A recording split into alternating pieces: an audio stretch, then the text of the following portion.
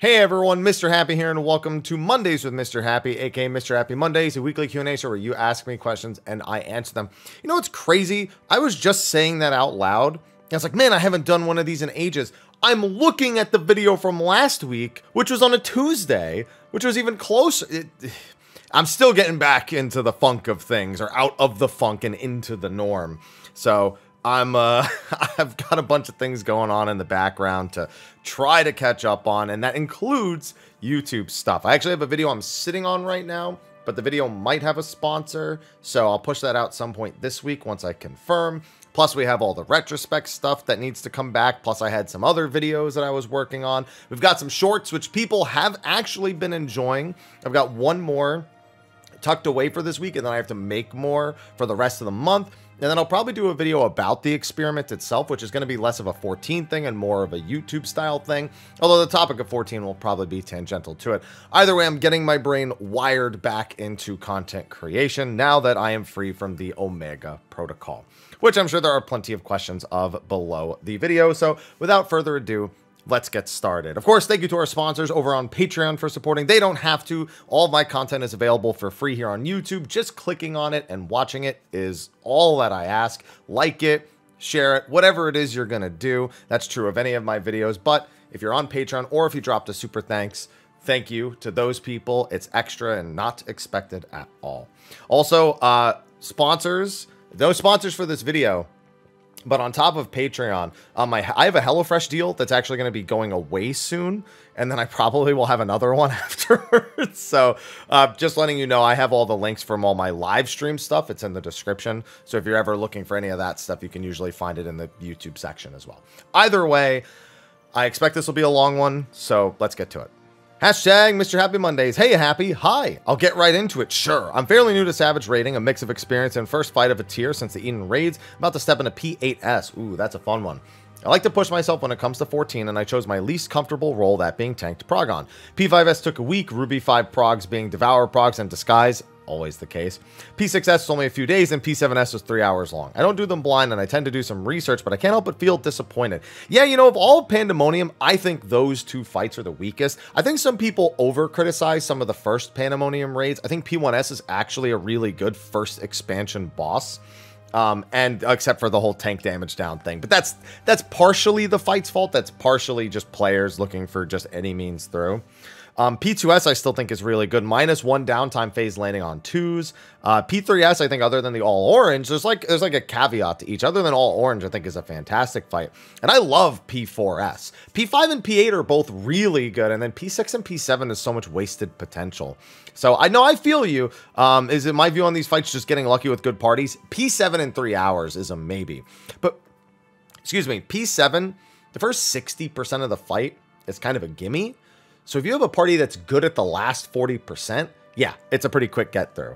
But yeah, no, P7 is ultra backloaded, and sometimes with enough gear, you can kind of power through some of that bit. So it's not luck, but 6 and 7 really aren't great fights. So I'm really hoping we don't have any major stinkers in the final tier, because that would suck.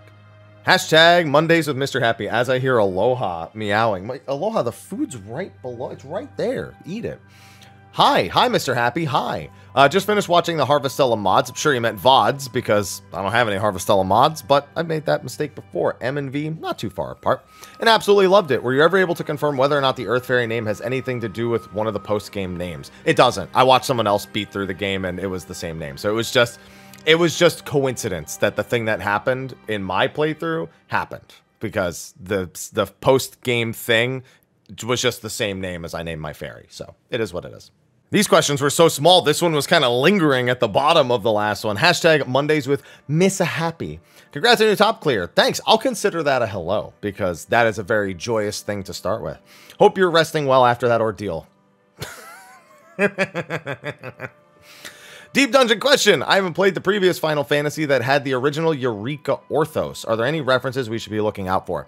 So the thing is, Eureka Orthos is not technically in Final Fantasy III. In Final Fantasy III, beneath the Crystal Tower is just Eureka. So basically, Orthos is just a name that's specific to 14. But in Final Fantasy 3, it's literally just like a bonus side dungeon with some of the strongest weapons in the game, which can help you with the actual climb through the Crystal Tower. So it's kind of interesting that they're actually going and giving us the real Eureka, because the Eureka Islands that most people know are named after this Eureka. This is the canonical Eureka in Final Fantasy, and the Eureka Islands are a namesake, according to Kryl. So, no, because it was, I would say some of the bosses, perhaps, but the Mandragora boss they showed us is nothing like anything we saw. So there's probably going to be some Final Fantasy 3 references down there. I'd be shocked if there isn't, but I don't think they're going to go too crazy. I think they've gotten a lot of the Final Fantasy 3 references out of the way at this point. Once again, this one was kind of lingering under the other one. Hashtag Mr. Happy, sometimes Mondays, sometimes Tuesdays. Hey, Haps. Hello. How you doing? How goes the post-top recovery? I have to go to the grocery store today, and it's Super Bowl Sunday, so that's not a great idea. It's, you know what, though? If you go at the right time, you run into a different issue. Some people think, oh, it's going to be so busy because of last-minute purchases. For me, that's not the problem. The problem is everything's gone. So I'm just hoping that's not the case when I get there, because if it is, I'm going to have to make multiple trips this week to the grocery store. And the one I like to go to, I've been trying to save money lately. The one I go to is that to get the cheapest stuff is a little bit of a walks away from me. So I just, I don't mind the exercise, but at the same time, I don't want to make that walk multiple times in a week if I don't have to. So. Also, after doing Unreal, I'm kind of amazed at how tight the old extremes were. Which era do you think at the hardest extremes? You know, that's hard to tell, because even just the way the game was built is different during a lot of those times. Because I think most people would say Heavensward, if not A Realm Reborn. Because Heavensward has Sephiroth, Sophia, a lot of like fall-off mechanics. Zervin, even, like, if you didn't skip Soar, it was a disaster back then. Nidhogg wasn't too bad, but, you know, random groups could certainly be a problem. Thornton was a really high difficulty one for a lot of people. So yeah, probably Heavensward, but the game was built so differently back then. I remember taking a few people through Thornton Extreme for the first time, as I think we were like preparing for Ultima, and then later when I was preparing for DSR, and there was like 4 or 5 people that had never done it before. Both of those parties one-shot it because of how outdated and easy its mechanics are compared to what we have today. So if it released today, like brand new, never before seen, it probably gets steamrolled, in all honesty. So it's really hard to say. But I think Heavensward is still the answer at the end of the day. Hashtag Mr. Happy Mondays. Hello, Happy. Hello. I hope all is well. Same with you. I haven't been keeping up with the live letters or interviews, so I don't know if there's been any announcements about Blue Mage. Only that eventually. Yeah, they said they are going to do another Blue Mage update. They just don't know when. So that's the news we have, is that there's no news, and that they've told us that there's no news, and that's it. As for a specific spell, not really. Like, they've actually done a pretty good job of at least making a few spells each set be quite unique and interesting. But, not anymore. There's so many of them that even if they make 1 or 2 that are interesting, I know there's going to be a few that I just don't care for. Hashtag Mr. Happy Mondays. Hey, Haps. Hi. Hope you recovered enough from top and are feeling back to normal. Getting there. My question is about a possible new job. I know, I'm sorry. With Summoner now being an actual class where you summon and not a dot class. Would you like a purely dot? So you're not, see, here's the thing though. You're just asking if I think they'll do a dot-based class. You're not like throwing like, oh, by the way, here's my idea for the job, and it does this skill and this skill and this skill and this skill, and do you think that's good? Those are the tough ones, but just, do you think they'll bring a dot-based job into the game? And the answer, by the way, is no. They've made such an effort getting rid of all these dots on all the other jobs. Why would I can't in good conscience then expect them to introduce a whole new job that uses them. It does have a lot of its own issues, and I think there are ways they're not really considering well enough to do it and bring it back. I think one of the big things that dot jobs struggle with is that their design in Final Fantasy XIV up to this point has been you sustain the dot, and then if there is any interaction, it's just kind of like a potency boost or something of that capacity.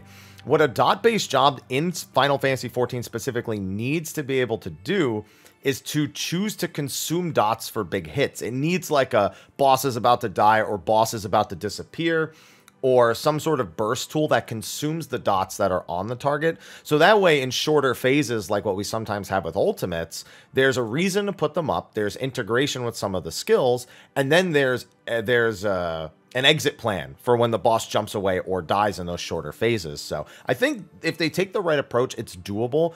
Do I think they're even thinking about it or considering it, though? I'd have a hard time having faith in that, just given the amount of pruning from dots that we've had in recent expansions.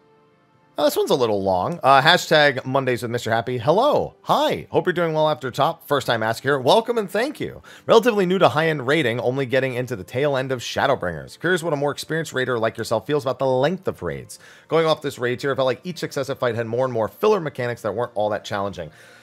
Excuse me. I think that's a problem specifically with Abyssos. I didn't feel that way about Asphodelos, but I totally understand what you're saying about Abyssos.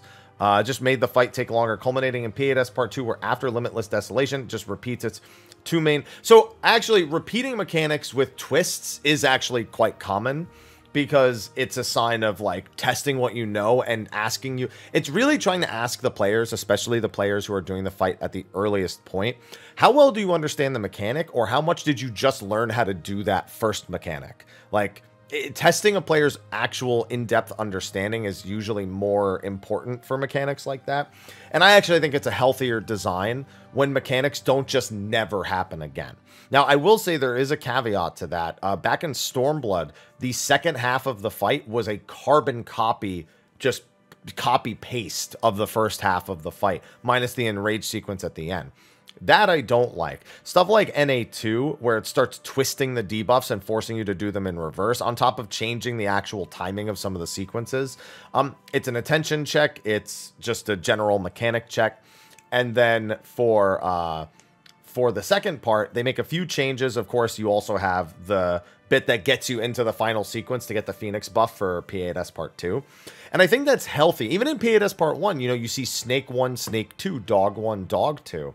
And while they're not completely the same as one another, you get a sense of continuity. And I think that's a very healthy way to design. But P6 and P7 have terrible continuity. So those two in particular have so many just why is this here mechanics, and I totally understand feeling that way. Asphodelos, I think, handled this way better than Abyssos did. Personally, I feel like the fight designers do a lot better with shorter fights. The Criterion dungeon was refreshing. Criterion was really well done, especially because although Criterion bosses are fast because they're designed to be done for Criterion Savage as well. So they need to be like, you know, 4 or 5 minute fights, and the trash needs to be kind of its own encounter. Because that's just, they likely built it with Savage in mind and then took certain things and pruned them back for normal mode. So, but I know I totally get where you're feeling, and this is really down to kind of the subjective feelings of any individual. But maybe they were 9 minutes long. I do think that some fights in particular benefit from being shorter. But it's kind of like, in hindsight, it benefits from being shorter. Like, you build it and you have an idea of how long you want it to take and the gear checks and all that stuff. But it's... Do I think that they need to make fights like P10 and P11 in the future 9 minutes long? No, I think 10 minutes is actually kind of a sweet spot. And if you're going to go shorter than that, I think you need to... I think on the final fights with the door bosses, where they're like 7.5 to 8 minutes... I think that only really works in the case of doing a door boss, because a short fight like that does tend to feel a little anticlimactic, unless you are pushing mechanics to their absolute edge, and you don't do that in like the first, second, or third fight, really. Third fight sometimes, but not all the time. But I do agree with you that P8S Part 1 is better than Part 2. But the big problem, I think, is stuff like P6 and P7, not the final fights in particular. Hashtag Mr. Happy Mondays. Hello, Mr. Happy. Hi. Little late, but congrats on the clear. No, you're never late. Thank you for that. I followed your progress live on Twitch, both incredibly entertaining and informative, so thanks for putting on a good show. May all your feather procs be... Oh, the feathers, man. I gotta learn how to play Machinist better. Got a question about the Pixel remasters this week. Cool. I remember hearing somewhere that the amount of grinding needed in certain entries had been reduced. I'm going to be picking them up when they drop on console in spring. Question is, how's the leveling of this version's Final Fantasy II? You get a lot more incidental levels in Final Fantasy II. So Final Fantasy II doesn't do traditional leveling. Basically, as you use spells or specific weapon types, or you take damage, or you use MP, then those attributes level up. And one of the most notorious ones is agility, which is just a chance to happen based on your current agility. So essentially, having more agility helps you level agility. So the first few levels are kind of torturous. But I didn't run into very many issues, and I didn't really try that hard to level agility. I had a harder time leveling magic evasion, which there are tricks to level, but that one was a disaster. And it's so important for some of the later bits to make them easier, but at the same time, overall Final Fantasy II's individual stat leveling, I barely had to concern myself with this time around. So I think you'll find that it's gonna go pretty smooth. Hashtag triumphant happy Mondays. Hashtag Mr. Happy Mondays. Hello, congrats on your clear. Thank you, and hello back. It was fun to tune in and watch a bunch of progression. I don't know if I'll ever be in a spot to dedicate enough time for ultimate content, so I love being able to enjoy it through your streams and videos, so thank you for making what you do. I try, and hopefully it was insightful for the people who are watching. I was watching your reaction to the weapons, and with the Paladin shield, you mentioned the face on it was the face from the back of the beetle. Do we know what that face is? I was curious about the lore. So with the Omicrons, they were once just a regular, flesh-based organism that advanced to the point where they felt the only way to kind of advance further with technology and with evolution was to create the mechanical bodies. It's highly probable that whatever soul or souls once resided inside of the robot known as Omega, it's probably a remnant of their face. We also assume that their people were bird people, so I actually recently posited a theory that Omega and the Omicrons as a whole, and there might be more supporting data, and there might even, this theory might already be out there before I had said it, but I suggested that perhaps they were actually a bird-like race and may have been the progenitors for the Ixal. The main reason being is we know the Ixal were created by the Allagans, but the Allagans didn't start doing stuff like that until after they procured Omega and studied Omega. So if they were to find some sort of civilization and they were to mass create these chimeric beings based on information from inside Omega, wouldn't it be somewhat suitable that they would build the Ixal off of data of this bird-like race that for some reason was just residing inside of Omega? He's even got feathers all over him. He creates alpha. I'm not saying he's a chocobo either, but I do think they were probably bird-esque. Not to mention the Ixal's obsession with getting home and being airborne. I guess the small subset of Ixals, learning to fly and flying to their paradise. It's very similar to the way Omega feels when he's trying to get home in the first place. So there's a lot of parallels there. So I'm kind of curious to, I wonder if we'll ever get more elaboration on some of that. Hashtag Mondays with Mr. Happy. Well met, Mr. Happy. Well met to you as well. I want to know your favorite phase and why and top. Phase 5. Normally I actually don't like trio phases, but Phase 5's trio phase is actually such a payoff to the first 9 to 9.5 minutes of the fight that it was one of the more satisfying ones for me. Also, the puzzle solving of the actual mechanics felt a lot more involved than I'm used to seeing. It's just such a great culmination and evolution on Omega's character, on the mechanics that you see in the earlier phases, and some of the mechanics you don't see in the earlier phases that make their way into the fight at that phase. Yeah, even though I don't think that phase is particularly hard, again, it's a lot of just memorizing certain locations and rules that you need to follow, and that's kind of something that I kind of do. It's just something that my brain is able to quickly register after, even just a few tries. So, yeah, I don't know. I think that's the winner is Phase 5. I saw a comment that said what the song was from DDR last year. Yeah, Healing Vision Angelic Mix. That was the one I was particularly thinking of. There's more than that one Healing Vision, but that is the one that I was thinking of last week. Thank you. Hashtag Mr. Happy Mondays. Hello, Mr. Happy. I have 2 questions for you. Hello, and let's see the questions. First, do you think they should remove the target requirement on Bard songs, and why do you think they haven't?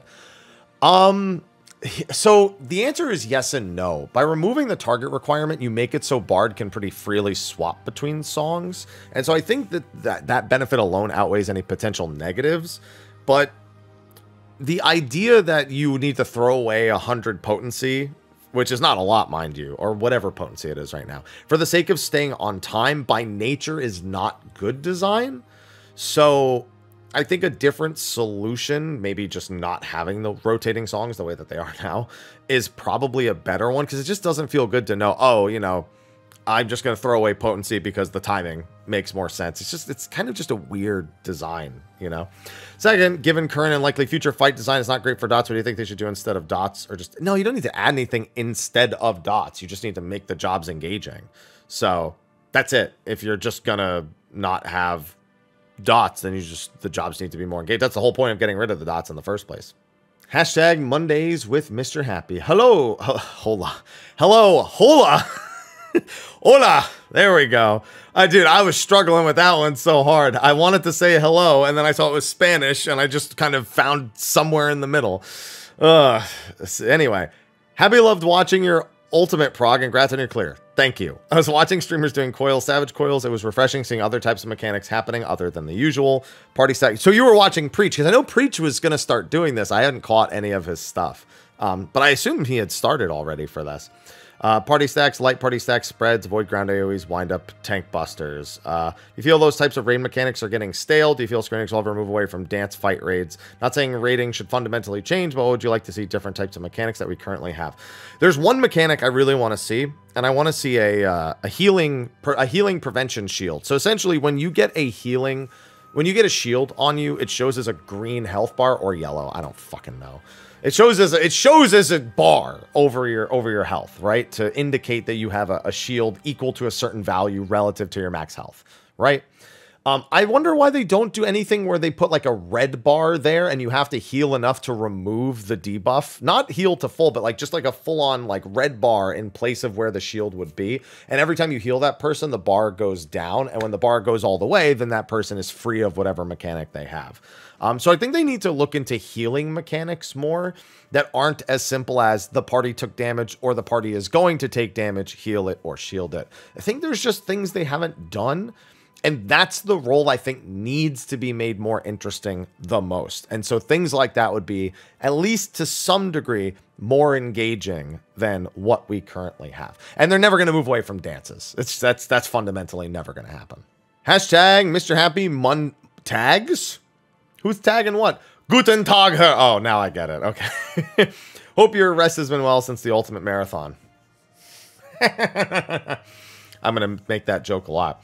Question regarding deep dungeons. Any tips to not screw up higher floors? My party got destroyed at the 79th floor thanks to a griffin that got us all with a one-hit KO. So any general tips would be appreciated. Learn any monster that you see up there. Learn what its normal abilities do. Or try to stun. Or actually, you know what? If you ever see a cast bar and you have no idea what it does, do two things. Have the tank, if you're with multiple people, split away from everyone else, which they should already be. And two, hide. Line of sight is almost always the safest answer. Fight it in such a location that you can quickly dip behind like the walls, like the corners that separate the hallway. So like put the enemy here and then turn this corner and be like right here. So that way there's no line of sight with you and the enemy. That is one of the safest things to do if you do not know what a monster's attack is going to do. Now, you could still die. You could be wrong, but it's a safe guess instead of just eating it to the face. Number two, because you're referring to an existing deep dungeon, do your research in advance. That is the biggest thing with the higher up floors. Keep in mind that other than tanks, most jobs can kind of survive a lot of this stuff if you have 99/99, but definitely no, you don't want your DPS and your healers getting hit by the Winds of Winter, I believe is the attack you're referring to's name. Also, any chance for updated general deep dungeon guide before the new one? It's not a bad idea. Just do something like, you know, like I just said with that, and to make sure you hug the walls, you know, buy hyper potions in advance, consider making multiple save files and getting some ether pool level before, and try not to just waste things frivolously if you're planning on doing a high climb, or you know, open X amount of chests, or you don't need to open X amount of chests. And on certain floors, mimics can be this or this or this, you know, bronze mimics, silver mimics, eventually gold mimics. Yeah, not a bad idea. There are a lot of little things that just in general, a lot of people, you might learn watching like a deep climb, because those rules are very important. But most people who are looking for information aren't necessarily looking for like that 100 floor climb guide, which would have all that kind of information. So that's a maybe. I'm going to write that down. And if I have time, yeah, I might get around to that. Hashtag Mr. Happy Mondays. Hi, Haps. Hi. With the rumors about major reworks. Rumors? Dragoon and Astro. Those aren't rumors. They told us they're happening. They were supposed to happen in a patch, but they pushed them back to 7.0. There's no rumors about that. Now, if anyone's trying to tell you what they are actually doing, that would be not even a rumor. That would be speculation because they've given us no indication of what changes they are going to make. My expectation, Astro card's gone, Dragoon jumps on the GCD, and toning down the combos, total number of combo actions that they have. Those are some minimums. I'm sure there would be other things, but those are just like baseline expectations that I have. But I don't think it's going to end up looking like Summoner if you're worried about that. So I think you'll be okay on that front. Hashtag Mr. Happy Mondays. Hello. Hi. Is there any new information to your knowledge about FanFest regarding when tickets will go on sale? No, you can just look at the previous FanFest pattern-wise. April is a very likely month for ticket sales. So, yeah, that's it. Congrats on the ultimate clear. Thanks. But yeah, just somewhere around March or April, I would expect it, just based on the previous FanFest. But they haven't said anything. Raw chicken. It's raw. Sorry. Hashtag Mr. Happy Mondays. Hey, hi. Congrats on the top clear. Thank you. I know I don't need to ask how you are doing because of those sweet post-clear blues. No, I did not have post-clear blues. No, I had post-clear. I got to get back to my fucking life is what I had. Question is probably best thought of as a slide drinking game one, but let's hear your freak flag fly. I asked ChatGPT to come up with 8 Final Fantasy 14 jobs, and 2 to 8 that it listed. I don't even know what ChatGPT is. 2 to 8 that it listed were Beastmaster, Enchanter, Illusionist, Geomancer, Necromancer, Runecaster, and Time Mage. All things that would make sense. Sort of, I guess. Some of them aren't really Final Fantasy style jobs, but you could turn them into them. Number 1 was Airship Navigator. Now that sounds like a tactics job right there. Question is, how would the Haps fit into the game? How would the Haps fit? Wait, me? Seriously, what do you think this says about the perception of the Final Fantasy series? I don't know what ChatGPT even is, but I also wouldn't take anything auto-generated seriously at all. Whether it's an auto-generated thing that I guess you can put in ideas like this for that are Final Fantasy related, or something AI. I don't take any of that seriously at all because most of it's a joke. So nothing. That's how I feel about this question. Nothing. This one didn't have a hashtag, but I saw salutations, and when someone says hello, I stop. As a player who's never done Savage Ultimate content before, been in a static for, what would be your advice for them starting out? You just got to do it. People think too much, man. Sometimes you just got to not think. Think a little bit, but don't think too much. You just got to jump in and do it and just be receptive to people. Just be receptive to people, I suppose. The better your people skills, the better off it'll be, and the more you try to help everyone else, the more that'll probably help you. So I think it helps.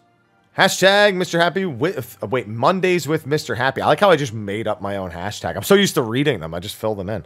Hey, greetings, Mr. Happy. Hello and greetings to you too. I'm new to Savage Rating. A lot of new people to Savage Rating this week. Nice. And the static that accepted me said to get my item level to 610. Play Black Mage. I have a custom gear set that gets me to 610. It's mostly 620 gear with a couple of 590 pieces still give me 610.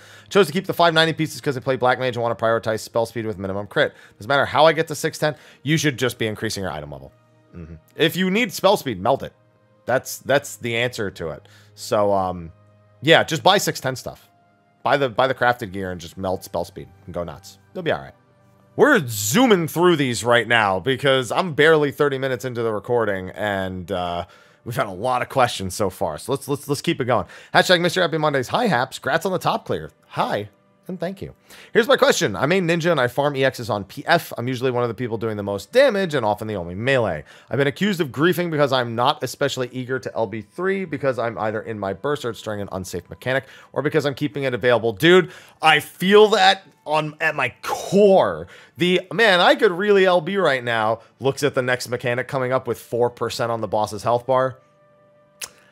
But what if we just kill it instead? I see the mechanic casting, I see 4%. I know the LB3 is not enough to kill it. And I just look at it and I look around me and I go, how much do I trust all of you? Am I wrong to not do this even if my own DPS is significantly more? Yeah, you know, this is kind of a tough one because they probably don't know your DPS is more. I know how you know it's more. They probably don't. So it's one of those things where you just kind of go with what is considered normal, meaning the melee LB3s, and you try to find a time outside of your buff windows to do it. I would advise okay, here's my number one rule. When you join a PF, first time you pull the boss, only LB3 at the very end. Look at how successful that kill was. If it was very successful, nobody died, or there was very minimal deaths, it wasn't anything unrecoverable, then great. Start LB3ing as soon as you are A, not in a burst window, and B, it's available. And, you know, you won't die to a mechanic. So I guess C as well. If it goes poorly, I never melee LB3. Because I'm always going to wish we had a tank LB or a healer LB to save us from the mechanic that has killed so many people over and over again. So I don't think you're wrong, but I think it's situational awareness. And in this case, party-to-party awareness in the PF. So my only advice is good luck. Because the PF is a wild, unpredictable horse. Bonus question, are Uwu and Icabus still the best ultimates for someone? Uwu, yeah, definitely the best if you've never done an ultimate to clear before. Definitely Uwu. Icabus as well. Yeah, I'd say those two. I think T is a nice middle ground where it's not as easy as those two, but it's not as hard as DSR and Top. So you're going to see a lot of people recommending T potentially, but a Icabus and T are about equal, and Uwu is really like, I'm just getting into it. I need like a taste, and it's usually okay. Hashtag Mr. Happy Mondays. Hello, hello, Mr. Happy. Hello to you too. I'll get straight into it. With ping being connected to the rotation, it makes it impossible for me to play a lot of jobs at an optimal level when double weaving clips my GCD constantly. You and a lot of other people. Playing the Japanese data center from Australia. Heard this story before. I've cleared all the ultimates and Savage content with all my friends. This forces me to play boring jobs like Warrior or White Mage. Playing on console, I can't even begin to recognize some of the plugins that are there. I'm not going to go too much into that. I never have a sweeping blanket claim that all plugins are bad. Do you think they will ever fix the rotation ping problems? No. And it's not that it's an unfixable problem. It is that it is much easier to make adjustments to things client side to help things like that than it is to make server side adjustments. And Square needs to focus on the continual connection between client and server, which is something that is likely to hold major precedent for them as the developer of the game. What they are probably never going to do is make rotations that are 100% unaffected by ping, nor release local client-side adjustments, meaning you can optionally download things client-side to make those kind of adjustments. It just is something I see as incredibly unlikely for them to ever possibly do. Now, obviously, you say it here, you're not talking about being able to more easily dodge AoEs. That's something you can get, but it's specifically rotational problem. And that's it. Also, quickly, is there a lore reason as to why everyone is one specific race and there's no biracial characters? Pretty sure there are biracial characters. There's very, very few of them. And I'd assume that, I mean, I don't think there is a lore reason, but I'd assume it has something to do with dominant and recessive genes, where some are dominant. Some races have just dominant genes over one another. So that's the only thing I could logically come up with, but I don't think that's explained anywhere. Hashtag Mondays with Mr. Happy. I like the use of the W. I caught that. Don't worry. Hello, how are you? Hello, I am fine. You doing all right? I'm doing all right. First time asking, long time listener. Welcome. Keep up the good work. I thank you. Sorry for any broken English. Don't worry. I can't even speak English in my own videos, so I can't judge you. I've only played Final Fantasy VI through the new games, and since you've played through Count Up, which Final Fantasy themes and locations and characters do you think Final Fantasy XIV has drawn on the least? Man, I feel like somebody just asked me this a week or two ago. Or maybe they asked me about a specific Final Fantasy. You know, Final Fantasy, no, 2 has like music and outfits and stuff. 2 is kind of low still though. 13 had a whole event, you know, 15 had a whole event. We have the car, but I guess collectively 15 kind of, because the only thing is the collaboration. 13 has a collaboration, but it also has some other references in there as well. 12 has a ton of references now. 10 has some references, although I'm sure there are ones people wish there were more of. Yeah, I think it might be 15 and maybe Final Fantasy 2. If it's not 2, it's 9. And the only reason why I say 9, and don't get me wrong, there are Final Fantasy 9 references, and actually quite a few, is because a lot of Final Fantasy 9 stuff comes from Final Fantasies 1 through 8, but we have stuff like Gigi and the Zidane outfit. Yeah, no, it's either 2 or 15, because 15 is only the collaboration event, and I don't think anything else comes from that. So that might be the winner. Also, I noticed at this point they've drawn on most pre-Final Fantasy. I mean, there's always more to draw on, way more to draw on. But yeah, no, I think the answer is 15. Hashtag Mondays with Mr. Happy. First time asker, long time shit poster. Hey, at least you're self-aware. With the addition of the hammer weapon and P4S for Warrior, hey, That's not the only hammer weapon. Don't forget about the dwarf weapon from Shadowbringers. How enjoyable it was for those who got it. Do you think they should make different types of weapons available for more jobs, such as a spear or a shield for Paladin or a crossbow for Bard? Glam-wise, I don't see why not. But the big problem is that a hammer and an axe can actually be held and wielded in very much the same way. You can't wield a crossbow the way that you wield a Bard for bow. A bow for Bard. See what I said in the last question? I can't even speak English in my own videos. So the answer is only if it is something that animation-wise doesn't need to change, because otherwise just most things on the job don't make any sense. I'd rather see it on a new job. Like, I'd rather see a crossbow job than Bard with a crossbow. I'd rather see a spear and shield job than a spear and a shield on a Paladin. Personally, that's how I feel about those things. Hashtag Mr. Happy Mondays. I recognize that name. This person was in my Twitch chat earlier today. And this question's from 6. Oh, man, is this going to be what I think? Hey, Happy, doing all right? Now that you're free of your top shackles, I'm doing okay. I have a feeling I know what the question is. Easy question. First impressions of Octopath 2. I know I'm loving it. Oh, you probably wrote this and then came to my stream because I recognize the name. Well, I love this definitely only 3-hour demo that I'm playing on the PlayStation 5, and right now my assertion is that it is better in every way than Octopath 1. Knowing full well from the trailers, the things that I haven't seen in the demo, it is on my highly recommended list. So it's great, and I'm so glad we got this totally only 3-hour long demo. Sorry, did I say trailer earlier? Only 3-hour long demo that we can enjoy. That's only 3 hours long. Hashtag Happies with Mr. Monday. Hi, Haps. Hi. Mages take ether from the environment around them for spells, and Earth is exceptionally rich in ether. True. So lore-wise, shouldn't mages be way weaker when not on Earth, like in the Void or space? So it being rich in ether doesn't mean the ether is stronger. There's ether in pretty much everything outside of the vast expanse of the first, which is literally stagnant. So no, there's ether in everything. Just because there's more of it from one thing doesn't mean it doesn't exist in all those other things. So I think that's an important distinction to make.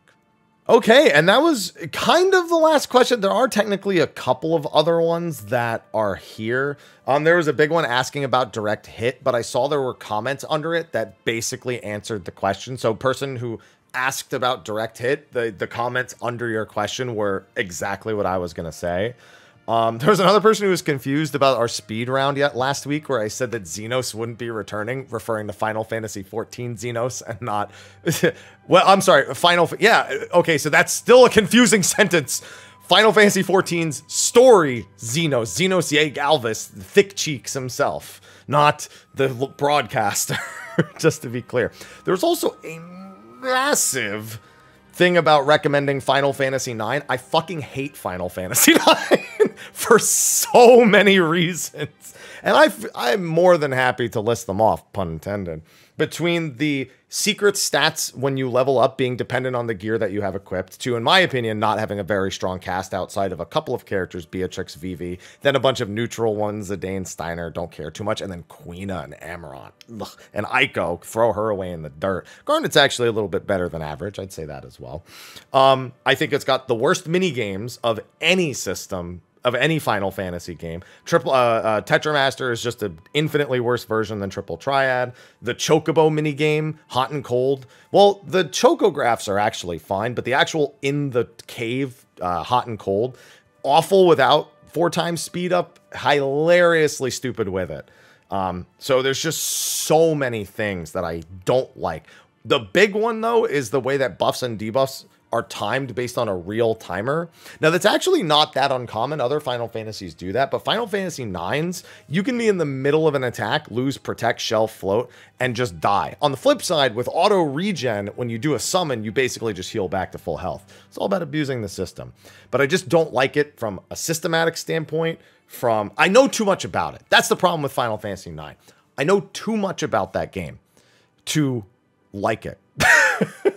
Not to mention the characters is the hardest thing. If you don't care about most of the game's characters, then even if you like one or two, like Vivi, for example, who I love, it's hard to like the rest of the game around it. So I never recommend Final Fantasy IX because it's my recommendation based on my opinions, and fuck that. That's all there is to it. I would recommend somebody play it and form their own opinion. But if they ask for mine, that's what they're going to get. But anyway, I saw a super long question. I didn't want to answer because it was about Final Fantasy IX. And I knew I was going to rip into it all the same. So figured I'd just take that here. But yeah, then there's just a bunch of comments. There's a lot of people surprised about my rhythm game background. I did finish triple S'ing everything in Theatrhythm. I started working on S's and double S's on Supreme. I'm sorry, all the ultimate difficulty stuff I've triple S'd. And then Supreme, I'm working on S's and double S's. But I don't even know if I'll have time for that. So we'll have to see. Anyway, that is going to be a wrap for me for this week's episode of Mondays with Mr. Happy. Wish me the best of luck at the supermarket on Super Bowl Sunday. And with that, thanks for watching. Be sure to like, favorite, subscribe, and share. Ask your questions in the comment section of the video below, and keep a lookout for some videos popping up this week, returning to some of the series that we've had and that have started at the beginning of the year. We're continuing them through February now that I'm free. Anyway, with that, I'll see you in the next video. And until then, take care.